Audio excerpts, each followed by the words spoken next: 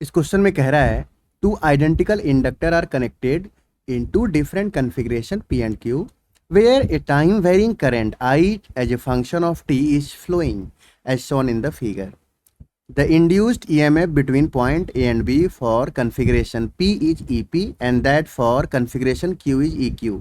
The ratio of EP by EQ. इसका मतलब ये हुआ कि आपके पास दो डायग्राम बनाया है A और B, P और Q डायग्राम बनाया है। फर्स्ट वाले डायग्राम में आपको बोला है कि ये दोनों सीरीज कॉम्बिनेशन है। देखिए इंडक्टर ले लिया, दूसरा इंडक्टर ले लिया, दोनों इंडक्टर आइडेंटिकल है, मतलब दोनों का इंडक्टेंस सेम सेम होगा। इस पॉइंट का नाम A है और इस पॉइंट का नाम B है। आपको बोला है बताइए जो A और B के बीच में P वाले में है उसका जो EMF आया हुआ है, इंड्यूस्ड EMF, वो E। तो पहली बात लोग क्या सोचता है कि ये दोनों सीरीज कॉम्बिनेशन है, पूरे का इक्विवेलेंट निकालता है, जो कि गलत अप्रोच है। क्योंकि क्वेश्चन में कह रहा है आपको A और B के बीच निकालो, तो A यहाँ पे है और B यहाँ पे है। तो हम लोग पूरे को नहीं देखेंगे बल्कि A और B पे कंसंट्रेट करेंगे। तो A और B के बीच का इंडक्टेंस है L।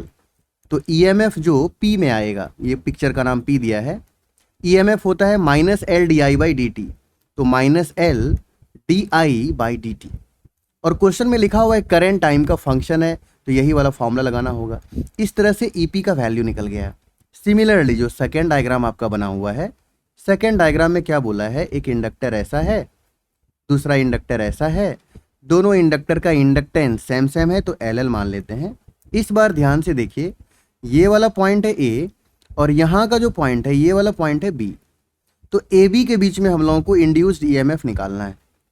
तो AB के बीच में ये दोनों ही पैरेलल कॉम्बिनेशन वाला आपको दिख रहा होगा, AB के बीच में है ये वाला। इट मीन्स ये पैरेलल कॉम्बिनेशन ऑफ इंडक्टर है। तो इंडक्टर के केस में रेजिस्टेंस जैसा बिहेवियर होता है। मतलब अगर हम लोग इसका L इक्विवेलेंट निकालेंगे तो रेजिस्टेंस वाला फॉलो करेगा। क्या होगा, L into L by L plus L, मतलब 2L। ये कैंसिल आउट हो गया तो वैल्यू आ गया L/2। तो इस कॉम्बिनेशन का A और B के बीच का जो इक्विवेलेंट आएगा वो L/2 आएगा। यहाँ पे A और B के बीच का जो था वो L था, इसीलिए हम सीरीज वाला फॉर्मूला यूज नहीं कर रहे थे, क्योंकि आपको A और B के बीच में बोला है। तो इंड्यूस्ड EMF जो Q का आएगा, मतलब ये सेकेंड डायग्राम का, वो क्या मिलेगा, तो फार्मूला है -L/di/dt। तो -L/2 di/dt।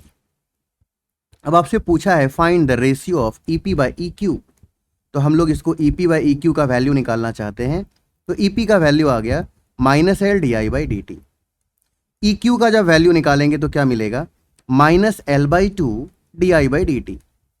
अगर आप इसको सॉल्व करेंगे तो आपको कुछ देखने को मिलेगा, L/L/2 मतलब 2 ऊपर चला जाएगा, तो वैल्यू आ जाएगा 2:1। तो EP/EQ का जो वैल्यू आ गया वो 2 के इक्वल आ गया। 2 बोले तो option number A, correct answer A number आ गया।